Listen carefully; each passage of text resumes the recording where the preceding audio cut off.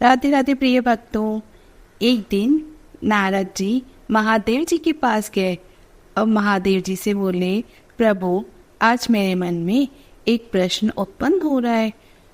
मैं आपसे इस समस्या का समाधान चाहता हूँ। प्रभु बोले, हाँ बोलो, कौन सी समस्या है तुम्हें? तो नारद जी बोलते हैं, प्रभु बहुत से लोग समस्याओं के सामने खड़े होकर बस इंतजार करते रहते हैं, आशा करते हैं कि समस्याएं अपने आप हल हो जाएंगी।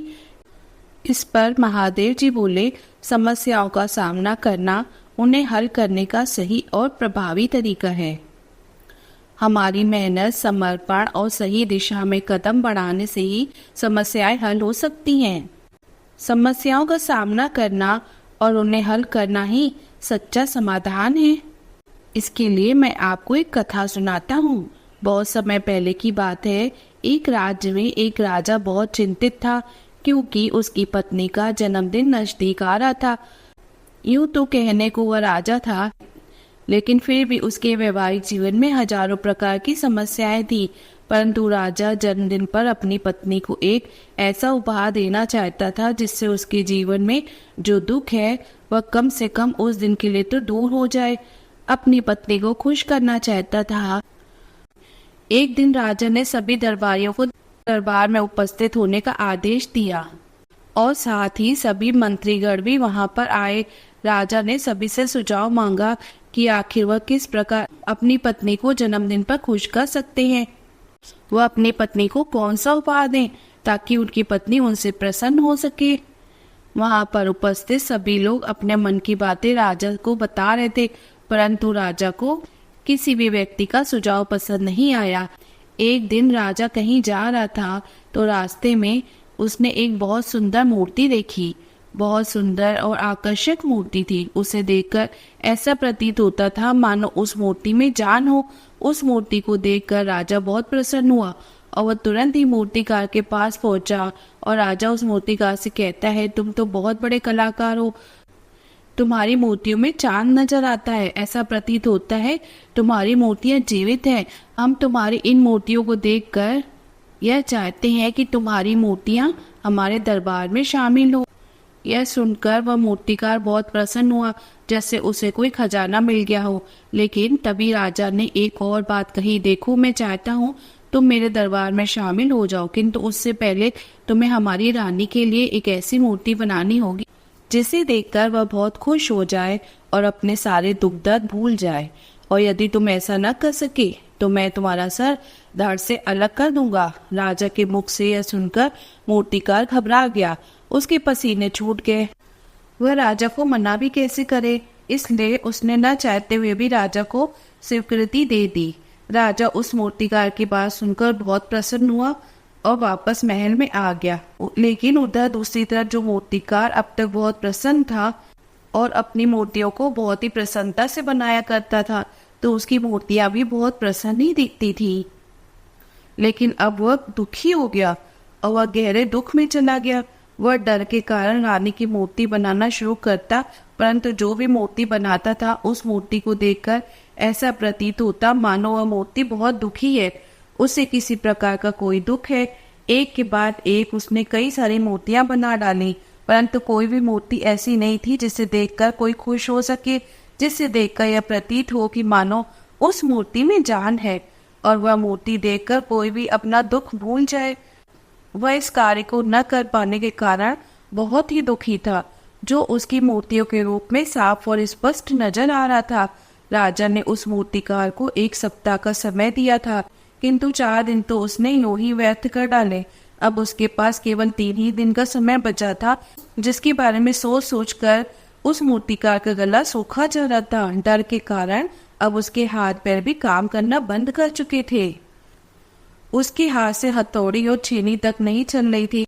उसे अपना भविष्य नजर आ रहा था कि राजा उसे मृत्युदंड दे रहा है। इसके बाद उसके परिवार का क्या होगा, उसके परिवार को कौन संभालेगा।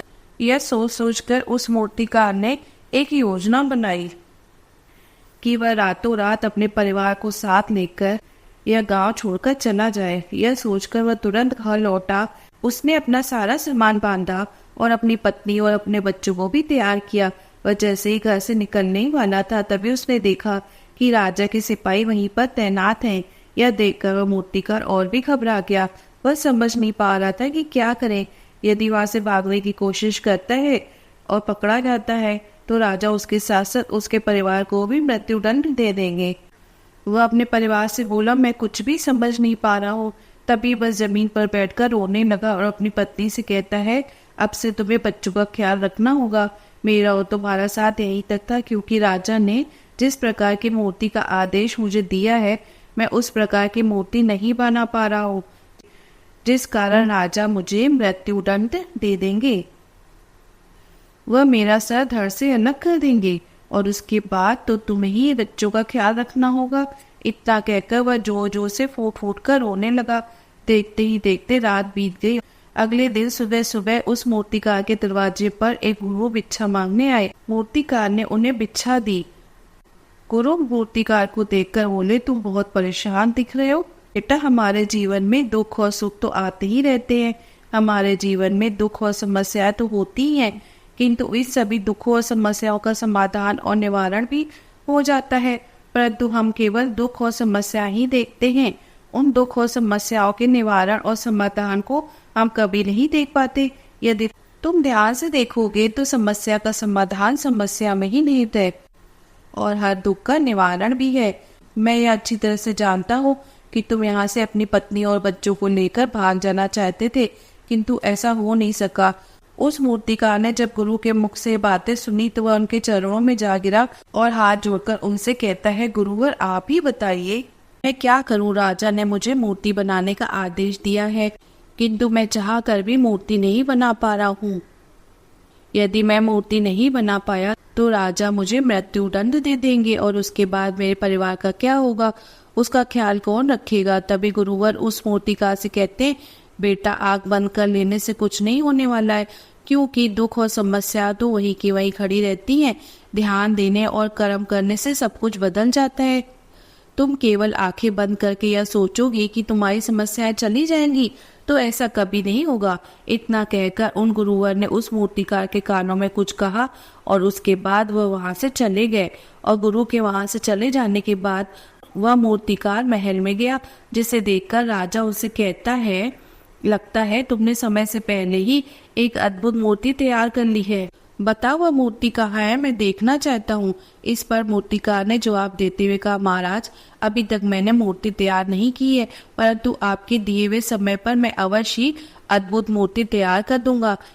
लेकिन उससे पहले मेरा एक बार महारानी से मिलना बहुत आवश्यक है, अन्यथा अद्भुत मूर्ति तैयार नहीं हो पाएगी।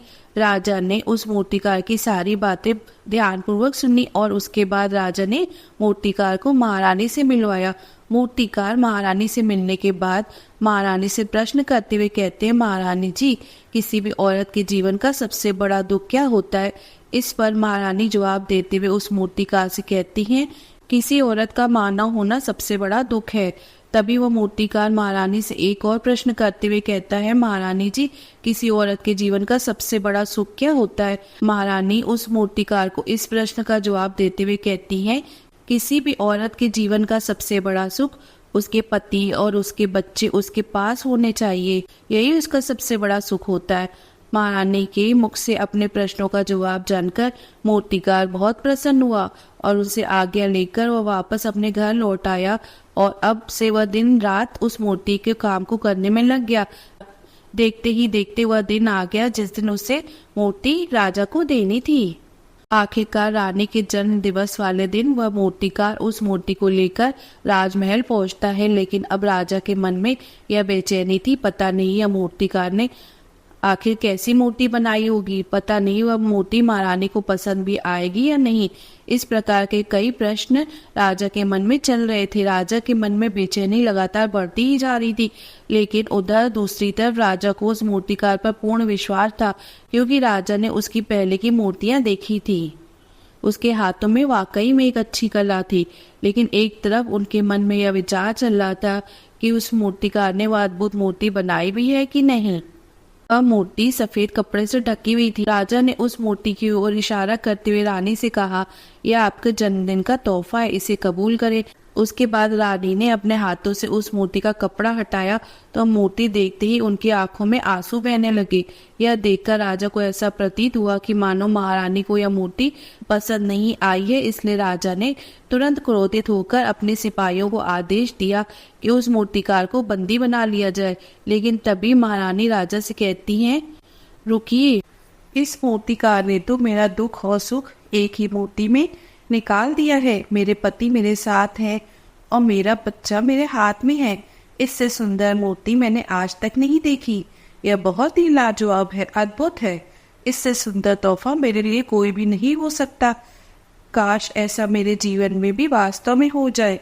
मेरे पति भी मेरे साथ और मेरे हाथ में मेरा बच्चा हो। महारानी से ये बातें सुनकर और मूर्ति को देखकर राजा को अपनी गलती का एहसास हुआ। राजा अपनी प्रजा और अपने साम्राज्य की देखरेख में इतना व्यस्त रहता था कि वह कभी अपनी पत्नी को समय नहीं दे पाता था, जिस कारण उनकी पत्नी उनसे दुखी रहती थी। राजा की आंखों से आंसू बहने लगे और दरबार में उपस्थित सभी लोग यह मूर्ति देखकर हैरान हो गए। आज तक किसी ने इतनी सुंदर और जीवित मूर्ति नहीं देखी थी, जिसमें सुख और दुख एक साथ नजर आ रहे हैं। उसके बाद उस राजा ने उस मूर्तिकार को रिहा करवाकर उसे ढेर सारे इनाम दिए, अपने राज दरबार में जगह दी। किंतु उस मूर्तिकार ने सिर्फ इनाम स्वीकार करे, परंतु राज दरबार में कोई भी जगह नहीं ली। हाथ जोड़कर राजा से कहता है, हे महाराजा, मैं आपसे विनती करता हूँ, आपने मुझे चेतावनी दी थी, यदि मैं यह मूर्ति नहीं बना सका तो आप मुझे मृत्युदंड दे देंगे। किंतु मैं आपसे बस इतना ही कहना चाहता हूँ, हम में से चाहे कोई भी प्राणी क्यों ना हो, सभी के प्राण उतने ही कीमती हैं जितने कि आपके और महारानी के। इसलिए किसी को भी बिना दोष के दंड नहीं देना चाहिए।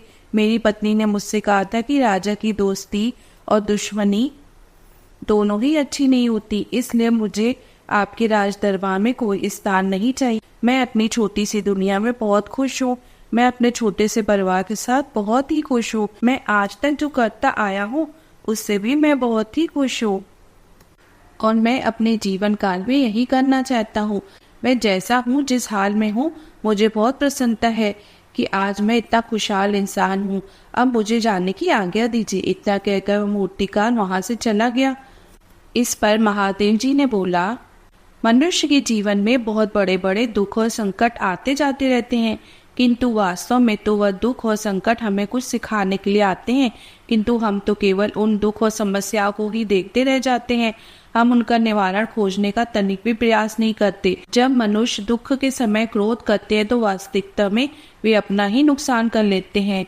जो व्यक्ति समझदार होते हैं वे अपने दुख और परेशानियों से यह सबक सीख ही लेते हैं कि उन्हें विषम परिस्थितियों में शांत रहकर उन दुखों का निवारण करना चाहिए, उन समस्याओं का समाधान करना चाहिए।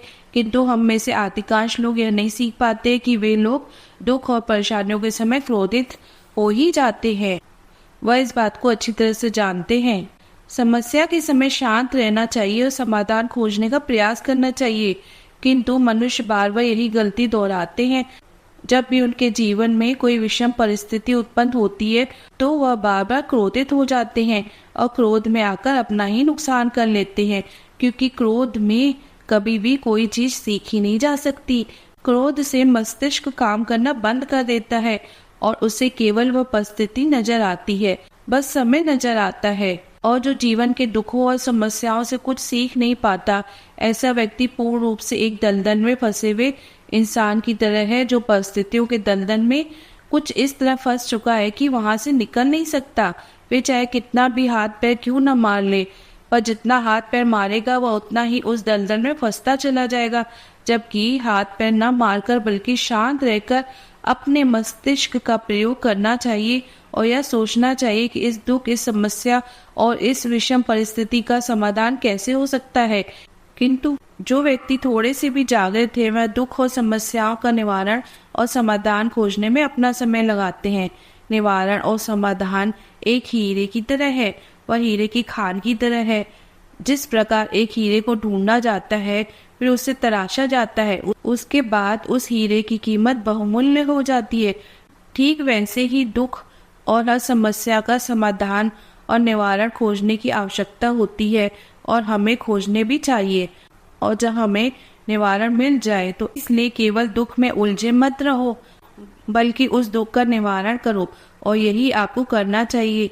केवल हाथ पैर धर के बैठे रहना और यूं ही अपना व्यर्थ समय गंवाना कभी भी उसका निवारण नहीं मिलेगा, बल्कि जितना आप दुख और समस्या से अपनी जान छुड़ाकर भागने की कोशिश करेंगी, उतनी ही तीव्रता से वो आपके पीछे भागेंगी, और जैसे जैसे समय बीतता जाएगा वह दुख विकराल रूप लेता चला जाएगा और उसका सामना करना और भी मुश्किल हो जाएगा। यदि किसी भी मनुष्य के पास कोई दुख और समस्या है तो उसका डटकर सामना करे और निवारण करे, समाधान अवश्य मिलेगा। इस पर महादेव जी ने अपने इस कथन को समाप्त किया। तब नारद मुनि बोले, हे प्रभु, मैं विस्तार से सारी बात समझ गया कि समस्या में ही समाधान छिपा हुआ है, और हम इधर उधर खोजते रहते हैं या अपना मुंह छुपाकर वहां से भाग जाते हैं, जिससे समस्याएं और विकराल रूप ले लेती हैं। प्रिय भक्तों, आपको ये कथा कैसी लगी? पसंद आए तो लाइक करिए, और इस तरह की नई नई और कथाएं सुनने के लिए सब्सक्राइब करना मत भूलिए। फिर मिलेंगे। राधे राधे।